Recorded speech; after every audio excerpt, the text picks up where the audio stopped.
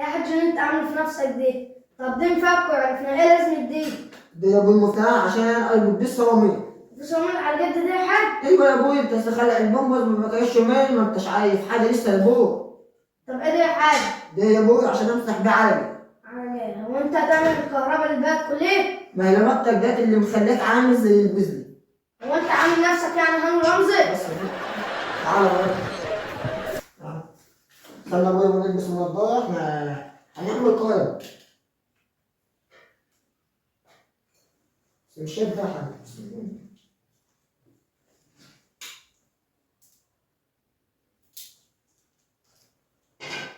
طب ايه لازم دي يا حاج؟ دي يا ابوي سماعه عشان اجيب بها الذبذبيات بتاعت الكهرباء. الكهرباء فيها زبزبيات؟ فيها ذبذبيات وبلالين وحاجات كبيره قوي. ده انت حاج طلعت ترعب معلومات. اي حد في البلد. والحاج عامل نفسه دكتور بيطري. ما انا مدققة البيت ها؟ بس يا حاج طب حش وسطك انت وام محمدين. ما عنديش وسط يا حاج. ولا اقول لك اسكت يا ام محمد، تسمعني كده التاني عشتي. انت اللي عملت كده يا ابوي؟ يا خلاص يا اخي. خلاص يا حاج اخر مره. ايه؟ خيب بيتك بتاعت عم خلف يا ابوي، وفين يا ابوي؟ احنا بنهزر احنا. يا حاج طلع عندها مغرب. يجي لك الله بس فلوتك انت وامك يا ابوي، اسكت شويه يا ابوي.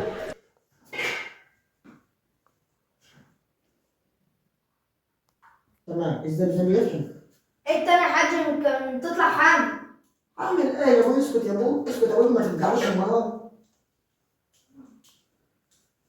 يجي على المفك. طالما في مفك يبقى الحاجه البتاع تفرجع في وشي. انا لا ابعد. ما تخافش، مش هتفرجع في وشك، ده انا احسن واحد بركب كهرباء في البيت.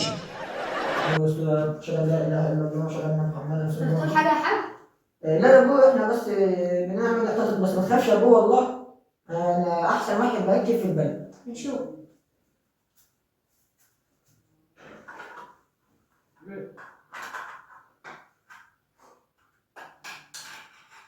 تمام كده، مفيش اي حاجه. كيف حالك؟ كيف حالك يا ابن الكلب واحد؟ هتنفش انا مكسبك؟ كيف حالك جميل؟ حتى يا ابوي ما تحشكيش انت وامك واحد. يا كده حالك. يلا يا ابوي.